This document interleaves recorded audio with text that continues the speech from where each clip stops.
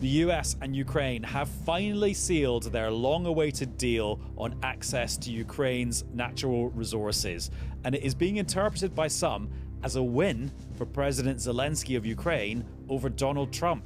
Is it? And what does that mean for the rest of the peace process in Ukraine? We will discuss all of that on this latest episode of the BBC's daily news podcast, Newscast. What's actually in the deal? What does it mean for the relationship between the US and Ukraine? And what does it mean for the wider process of negotiating an end to the fighting after Russia's invasion? The person who can tell us, or at least help us work it out, is the BBC's international editor, Jeremy Bowen. Hello, Jeremy. Hello, Adam. Good to be back. Thanks for coming back. I've not actually had a chance to read the text of this whole deal yet, which is something I usually like to do. Do you want to just break down the key elements that I'll find there? When you read it, you'll see that it's in rather legalistic language. There's a lot of whereases and things like that in it. It's about 9 pages long. However, I think main points, certainly as presented by the Ukrainians, I've got a list here, so I'm going to be reading bits of them. The Ukrainian minister, economy minister who signed, who's also the first deputy prime minister, Ulia Sviridenko, this is her summary of it, okay? She said, this is a good deal for Ukraine. Full ownership and control will remain with Ukraine. There'll be an equal partnership. National property, she said, is protected, i.e. Ukraine's national property. The deal, she made this point, does not mention any debt repayments by Ukraine to the USA, though when I went through it just a few minutes ago, I did notice that there's also a clause in it that says that if the Americans give more, after the deal comes into force, give them more military equipment, then the value of that will be included in the American contribution to what's going on. So it's not like it's all going to be coming for free. And there's also the point that she keeps saying in big capital letters, new licenses, new enterprises. In other words, there's no element of backdating it, because to start with, in the earlier versions of it, and the things Trump was saying, there were suggestions that he might kind of retroactively want to take over the entire Ukrainian nuclear industry. They've got a lot of nuclear power stations that, dating back to the Soviet times. So they are saying that they managed to get a good deal. And I suppose you might ask, is that because Zelensky actually stood up to Trump? He didn't, get into a crouch position and do as he was told, perhaps. But I think what it does do, though, the big absence from the Ukrainian point of view is there are still no overt security guarantees, and that's what they wanted in return for some kind of deal like this. So their hope would be that this actually means that Trump and America are somehow committed to the long haul, to their existence as an independent country. I mean, I think that is a moot point, actually. Why do you say that? Well, because you can imagine that if suddenly they weren't fully independent, or if Russia took over bigger parts of it in some sort of future deal, or maybe if they scored military victories, would the Americans make deals with the Russians about rare earths, many of which actually are in areas which are in the war zone, or even in areas which are now controlled by the Russian military? Would the Americans make deals with Moscow about that? They might well. They won't necessarily say, well, I'm sorry, we had a deal with the old government. So, I mean, I don't really necessarily buy this argument that just by investing, it's almost like a security guarantee. My experience in many wars over many years is that when, the balloon goes up, one thing that you always see are multinational countries and multinational companies, I should say, including American ones, doing all they can to get their expats out and safe ASAP. They're not there, they don't suddenly put down their tools and pick up weapons and become a militia. Nothing like that. But you said there isn't an explicit security guarantee, but the fact that America envisages using this fund to pay itself back for military stuff that it sends to Ukraine in future, isn't that an implicit security guarantee? That's effectively the White House saying, yeah, we're prepared to keep arming Ukraine. It won't be for free. They haven't quite put it that boldly. I mean, they've said if they send more weapons, they haven't guaranteed to send more weapons as part of this. But certainly, what it does, it binds the Americans into Ukraine and its future, and the Trump administration and their successors, because just developing the enormous infrastructure required to get at this stuff is not going to happen in the next 4 years. I mean, apart from the fact the war's going on, think how long it takes to dig a coal mine. I mean, there are to exploit these rare earths in the way and minerals in the way that they want to will take an investment of billions of dollars. And that's another reason, in fact, why the Ukrainians are pleased the Americans are involved, because they haven't got billions of dollars, and the Americans have. And also, it's interesting that we've just had a situation where the US has done a deal, the minerals deal, that kind of, okay, you could argue about it, but it's sort of is a pro-Ukrainian thing to do as opposed to a pro-Russian thing to do. And then it looks like US-Ukrainian relations are improving. But then Trump has to sort of personally subvert all of that by reminding everyone listening to that news channel that he thinks Ukraine is the weaker partner and that Russia's the stronger partner. Yeah. So it's sort of 2 steps towards Ukraine and then another big step towards Russia. Yeah, and I think one thing that we've learned by now is that the thing that Trump respects is, the big guy with the big wallet and lots of power. And that's why I think that even though they may have done this deal, it doesn't mean to say that he does not want, as a priority, to reestablish good relations with Moscow, because if he's in the world of deal making and natural resources, Russia, the biggest country in the world, has got colossal underexploited natural resources. They put Ukraine into the shade. So you can see the dollar signs in his mind when it comes to all of that. He's already talked about that. He said that if there was normalization, then and sanctions lifted, then they could do deals, they'd have direct flights, there would be all kinds of opportunities for American business. He's addressed this in the course of the last couple of months. There's one thing to remember on the historical point, Adam, is that, America in the past has often, I should say, demanded the repayment of war debts. Britain paid off its last installment of its Second World War debts to both the United States and Canada in 2006. So, it's they keep accounts and they want their money back. And just in terms of the big kind of Ukraine-Russia picture, or checklist, as it were, this is a tick for the resources deal, but the temporary 30-day ceasefire that Ukraine and the US say they want, and the permanent end to the fighting, which, well, kind of a big chunk of the world wants, both those boxes are still very much unticked. Yes, and I think that both, if you look at the way that Zelensky and Putin have been playing it, both, I think, want to prolong this process and then make sure, engineer things so that the other side gets blamed if it all falls apart and Trump decides to walk away from trying to make peace here because he's got other things on his plate. So that's the game that they've been playing. One thing also that's interesting, actually, is that, they've got the big Second World War commemorations coming up in Moscow. I think the 9th of May, the Chinese will be there. Putin's invited all kinds of people like that. There's a debate in the BBC Monitoring. Have been doing some good stuff on this, following it. There is a debate there about whether or not Ukraine should try and attack that parade in Moscow at the time. And there are people in the Ukrainian media saying, legitimate target, why not? It's a military parade, do it. And President Putin has suggested a 3-day ceasefire around that time. Because, what in Ukraine they're saying is that what he'll want to do is bring all the air defenses they've got all around Moscow to make sure that they can't get drones through. So there is a bit of a debate going on in Ukraine about whether or not they accept that particular proposal and whether they try and exploit. I don't think they will, frankly, because it would be seen as such an act of aggression.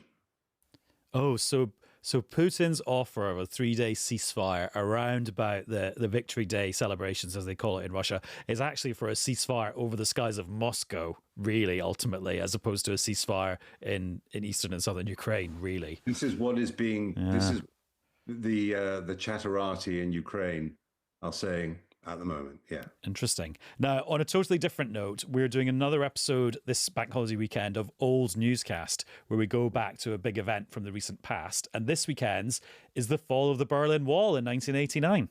What were you doing as a strip of a lad that day? Well, I was a young BBC reporter and I wasn't on the story because I was working in Washington.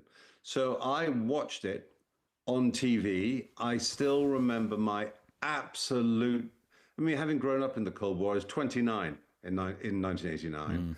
Having grown up and having when I was a BBC trainee journalist, they took us to Berlin and we went into what was West Berlin, the West Side, and we traveled over through Checkpoint Charlie to what was an absolutely different world. Different, the city looked different. You could still in the 80s see damage from the Second World War. We went into West Berlin on the British military train that they ran from Hanover every day to ensure under the four-power agreement that they kept open the rail links into, and all the prices on that train were set at I think 1946 levels. So you could get lunch on the same kind of menu, probably half a grapefruit and brown Windsor soup or something, for the equivalent of whatever it would have cost and a brandy and soda, for whatever it would have cost in the late 1940s, all part of the status quo for Berlin. But in the follow-on from that, I spent quite a lot of time after that in things like the Romanian Revolution, the collapse of the Soviet Union. So it was such a time of massive change. And people, certainly my age, we thought, well, my God, what a relief. We're not, after all, going to be turned into radioactive ash in a nuclear war. And one of the things about the last few years is I look back and I think, well, actually, we're not so sure anymore because, we're back in that world. The tide of history goes in and then comes back out again and then comes back in. Adam. I think what's amazing for me, going back and looking at all the archive and stuff, is, well, just how emotional it was. Because when something happened a long time ago and you've kind of got the images seared in your brain as a historical event, you sort of lose the emotional connection with it. But if you sort of throw yourself back into what it must have been like, it's much more emotional. And second of all, I hadn't quite realised. It was mind-blowing for me. It was incredible to see. It was mind-blowing. Yeah, and the second thing is how much of it seems to hinge on basically a mistake in a press conference by quite a junior person in East Germany. Well, you'll be showing all of that on Newscast and yes, too, won't you? And it's been really interesting to go back to those times because it was such a massive moment, and as a sort of gobsmacking, extraordinarily consequential moment. I think the only thing that comes close, relayed through the medium of TV particularly, is the 9/11 attacks on New York, and the World Trade Center coming down like that. I think it was on that sort of a scale in terms of consequences and also in terms of the huge global impact that it had on the way people saw their own lives. Well, Jeremy, thank you very much for talking about what's been happening today. Pleasure. Now, the Football Association has announced today, on Thursday, the 1st of May, that from next month, trans women will not be eligible to play in women's leagues. This is following the Supreme Court clarification of equality law a couple of weeks ago. So what does this mean? Why have they made the decision now? And what else has been going on in the wake of that ruling from the Supreme Court? We can talk to two people who know, because we're joined on the line by BBC Sport reporter and presenter Jane Dougall. Hello, welcome back to Newscast, Jane. Hello, Adam. How are you? Very well, thank you, and good to catch up. And Dominic Casciani, our Home and Legal Affairs correspondent, on the line. Hello, Dom. Hi, Adam. Right, Jane, just explain what the new policy of the FA actually is. Well, this has been fascinating, Adam, because we knew that the FA were going to update their policy on trans players in the female category. We knew this was coming. On the 11th of April, they very quietly released an update. And what they said at the time was that it would be stricter eligibility criteria for transgender women to play in women's football at all levels, that it would include meeting reduced testosterone levels and what they called match observation to evaluate if the player presented a risk to the safety of other players and fair competition. Now, that had us scratching our heads a little bit because that's quite subjective, but also because only a few days later, on the 16th of April, of course, we had the ruling from the Supreme Court. And we did wonder why the FA hadn't waited, because lo and behold, on the 1st of May, they did a complete U-turn and amended their rules to say that actually transgender women will no longer be able to play in women's football in England from June the 1st. And they're saying that it is primarily because of the material, they're saying, change in the law announced by the UK Supreme Court. However, many people are not saying that it is a change in the law. They're just saying that it is a clarification of the law, unanimously ruling that a woman is defined by biological sex under equality law. So this is where we are today. They have actually followed the SFA because yesterday the Scottish Football Association said that they were going to do the same. They were going to ban transgender women from playing in the female category, and they have clarified that today by coming out with a statement saying that that is the case. So I don't think the FA really had a choice. And Jane, do we know how many people are potentially affected by this change? So the FA say that under 30 transgender women play in the football pyramid, as it were. So it's very difficult to say how many people will be affected because if you think back, I'm not sure if you're aware of the story, we did cover it at the BBC, but in November last year, 4 teams withdrew from matches against Rossington Main Ladies in the Sheffield League, Sheffield and Hallamshire County League. And the reason they withdrew, it was a boycott almost because of a trans woman playing in Rossington Main Ladies. So if you think of 4 teams, that's probably 4 squads of around 20, so that's 80 women. So some female players would argue that there are many more female players affected. And again, some female players would argue that they would benefit from this decision by the FA. There's been, as we know, we all get our tin hats on, don't we, when we're going to talk about trans issues, because it's polarising. There are so many different opposing opinions on this, and you do have to tread very carefully because a lot of times it's about feelings, a lot of times it's about being very careful not to offend people, but we just report the facts, don't we? That's what we try to do. And the fact is the FA have made this decision today, as have the SFA, and several other sports have followed suit. And Dom, a lot of the times when we've discussed this issue, I've made the point from stories that I've done that a lot of this stuff is about how service providers, employers come up with a policy that is compliant with the law, which means policies could be different from place to place depending on the local circumstances and how things are interpreted and what organisations are trying to achieve and the legal advice they receive for their particular circumstances. Did the FA really have any kind of choice here, or were they always going to have to do this as a result of the ruling from the Supreme Court? Well, I think the really interesting thing here, Adam, is they've had the choice to do this for 50 years. Because interestingly, what the Supreme Court ruling does is, while it gives clarity of a definition of what a woman is in relation to equality law actually has said for a long time that you can basically separate out men and women for the purposes of sport. I think this is a really interesting thing. So you then end up sort of begging the question, how did potentially the FA and other sporting bodies get themselves in this situation?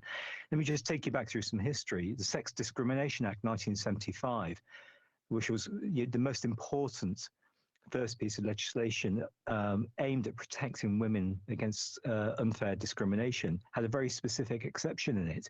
It said that it was lawful to exclude men from women's sporting competition or other, in their language, competitive activity, where the physical strength or stamina or physique of the average woman put her at a disadvantage to the average man. And that was written into the law 50 years ago. Now, that was then carried forward into the Equality Act in 2010. Exactly the same wording came across. Parliament retained it because it recognised that physical difference between men and women, and the women needed to have fair rights of competition. And also, critically, I think this is a really, really interesting thing.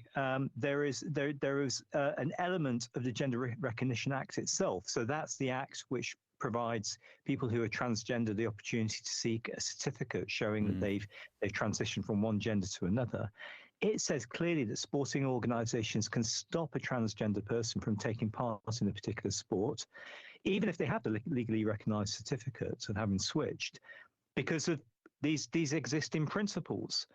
Now, I think what's happened here is that because the Supreme Court has given clarity, as supporters of this judgment see it, that a man or a woman refers to biological sex established at birth, that's clearly given sporting organisations an opportunity to say, well, look, we're now in a better position to defend the possibility of excluding a transgender athlete from one particular type of sport. And I think their concern all along is that until the Supreme Court ruled, what would happen? Would they face legal action for excluding someone on the grounds of discrimination? Well, the Supreme Court ruling clearly indicates that they would not, because you're not discriminating on the grounds of gender reassignment. You're discriminating on the grounds of sex. Yeah. And sex discrimination protections make clear that when it comes to sports, because of the physical differences, you can make that exception. And Jane, bearing that in mind, some other sports had already made this decision earlier this year, even last year, before the Supreme Court had said anything. Absolutely. Well, the very first to do it was World Rugby back in 2020. And they actually conducted a 9-month study. So they looked into what they called the science. And it was a Swedish paper, actually, with using 11 trans women. And they found that, again, this is widely recognised, there have been 18 peer-reviewed studies which agree that after you've gone through male puberty, there are certain elements of male advantage that are retained, regardless of testosterone suppression, regardless of estrogen, regardless of cross-sex hormones. I mean, on average, men possess 26 pounds of skeletal muscle more than women, 40% more upper body strength, and 33% more lower body strength. A man, again, this is on average, the average man's punch is 132% stronger than that of an average woman. So because of that, World Rugby took the decision, and we're, as Dom will know, we're becoming inherently a litigious society, and World Rugby are going through, a few legal issues at the moment in terms of head injuries. So they took that ruling.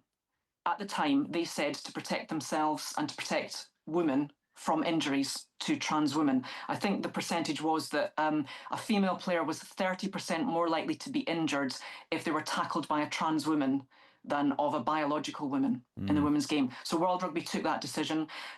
Cycling, British Cycling and World Cycling took the decision following the case of Emily Bridges.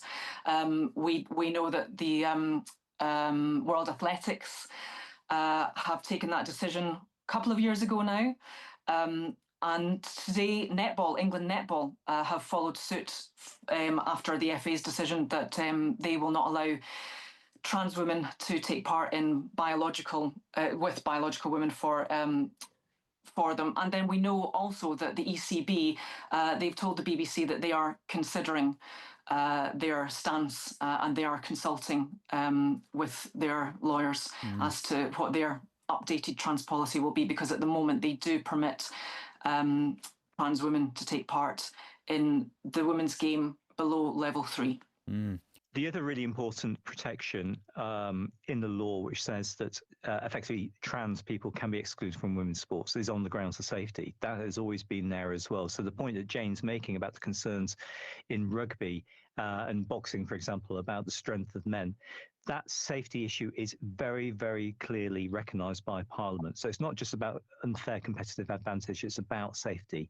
And given that the Supreme Court has underlined this biological definition of sex rather than certified sex, you can see the direction of travel now across sports, because it is no longer going to run for many sporting organisations that just because somebody says they are of the other gender, that is acceptable for them. That is enough for them to join the sporting team of the other gender. I think effectively, we're at the beginning of a process which is going to see all sports potentially move in that direction. And Dom, just in terms of the ripples from the Supreme Court ruling, this is the first time we've spoken for a couple of weeks since it happened. Let's talk about some of those consequences. One is people talking about legal challenges to what the Supreme Court has actually said.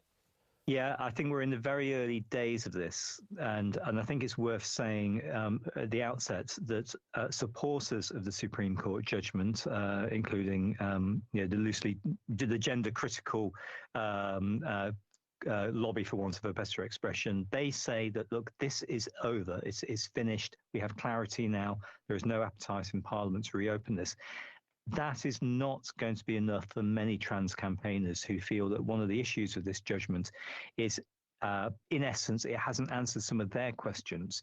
Now, there's a very complicated thing in the background where senior courts can accept and hear arguments from people who aren't directly involved in the case, but where they are potentially experts or they have a relevant reason to intervene. And there are some trans campaigners, including Britain's first and currently only open ever trans judge, Dr. Victoria McLeod. She stood down from the judiciary last year, who say that, well, we the trans lobby, wanted to put arguments into the Supreme Court, but we weren't given the opportunity. So they feel they've been denied effectively that voice.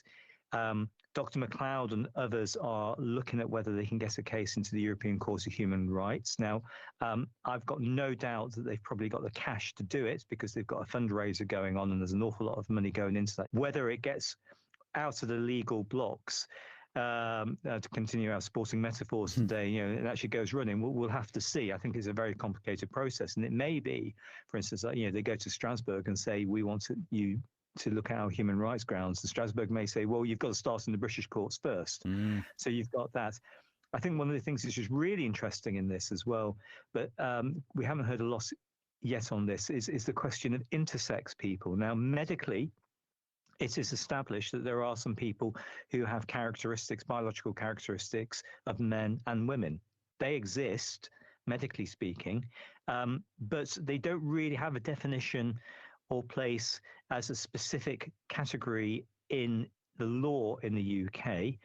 And the argument from some trans campaigners is that intersex people are now completely ignored because of the Supreme Court judgment, because it's a very binary judgment talking about men and women.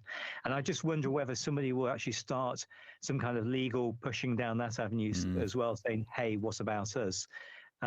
There is a very important Supreme Court ruling previously on intersex issues saying this is a matter for Parliament to solve, not the courts. So let's see where that one goes as well. But the critical thing, though, Adam, is this. The Equality and Human Rights Commission, which comes up with the national guidance as effectively the equalities watchdog, it is in the foothills of having to actually deal with some potentially quite thorny issues. And it's got to be very careful about the final guidance it comes up with, which it's promising to do in the coming months. Because if it gets the balance wrong there, and the gender critical lobby say, no, you've rolled back from the Supreme Court, or the trans lobby say, no, you're denying us our rights, our protections from discrimination, then the EHRC as the watchdog could find itself in the legal firing line. So I think in many respects this is far from over, despite the certainty from the Supreme Court. I think there could be lots of subsidiary legal action, but let's see what happens. Yeah, because the Equality and Human Rights Commission said that they will do a 2-week-long consultation on their new guidance starting in the middle of this month, with the idea that ministers will then have a final draft to be signed off by the government in June. So actually very, very quick timetable. Dom, just to put you on the spot, I remember when the Human Rights Commission guidance came out on a Friday night when I happened to be presenting Newsnight, so it was all very dramatic. Yes. They put it out, and there was a sentence that I wasn't sure about, and it talks about how, and I'll just read it out, and it's talking about services and the provision of toilets and things like that. And it says, in some circumstances, the law also allows trans women, so biological men, not to be permitted to use the men's facilities, and trans men, brackets biological women, not to be permitted to use the women's facilities. So if the Supreme Court ruled that in the Equality Act, sex means biological sex, why is it the Equality and Human Rights Commission are saying in some circumstances it's not about biological sex, because a trans woman who's biologically male might not be allowed to use the facilities for biologically male for men. So this is a really important issue, and I think I spotted that as well, and I think we're going to have to wait and see exactly where this takes them. I think it's critically about the issue about safety. I think this is the driving factor. So many people who are real legal eagles in this field said immediately after the Supreme Court judgment that one of the consequences of it was that a trans man, so in this definition, someone who's still biologically a female, they may have gone through, for instance, they may have gone through surgery to remove their breasts. They may be on hormone therapy and basically got a deeper voice, become hairier, and may, to all intents and purposes, seemingly present as a man. They may have to, well, on this basis, have to use the women's loos, even though they look like a man. Now, I think the EHRC is trying to address that point because that's a real concern. Trans activists and campaigners, including Dr. Victoria McLeod, the former judge I interviewed this week, said this is exactly the kind of problem which is now being created. Because unless everyone's carrying around some kind of biological passport, what do? Do you say you are excluded from this space? Well, hang on a second. No, I am a man, or I'm a woman. So I think there's going to be a lot of argument around that. But the HRC itself is clearly coming at this from a perspective of safety and concern, because critically there, women have a right to be safe. Which is just a reminder of what I've said all along in this. The law is one thing. The clarification of the law is another thing. The guidelines that implement the law and give people guidance for what to do in their own organisation is another thing. And then enforcement of that is a separate thing altogether. And all those things are available to be interpreted or challenged in various forms. Now, something completely different. Before we started this conversation, I overheard you two talking about Dom's beloved Nottingham Forest. Jane, can you explain to me why this is such a crucial moment for them? Well, Nottingham Forest have had an incredible season, and they're pushing for European spots. That means that if they finish in the Premier League in the top 5 spots, they'll get Champions League. In the top 7, then they'll get Europa. In the top 8, it's all very complicated though, isn't it, Dom? It's all very complicated. And if they finish 8th, then they'll get the Europa Conference. And at the moment, are you 4th right now? Yeah, no, I think we're 5th. You could go 3rd. You could go 3rd. If we beat Brentford tonight, we go 3rd. Yeah. Right. Okay. Yeah. So that would mean that there would be a conflict of interest for your owner, because your owner owns another team, Olympiacos. Yeah. So he has made the decision that he's going to take a step back from Nottingham Forest, and I just wondered how Dom felt about that. So sitting here with my Forest scarf on now we're talking about the serious stuff. I can see it. It's very fetching. Yeah. So look, speaking as a Forest fan, man and boy, Forest fans the world over have wanted stability for this club.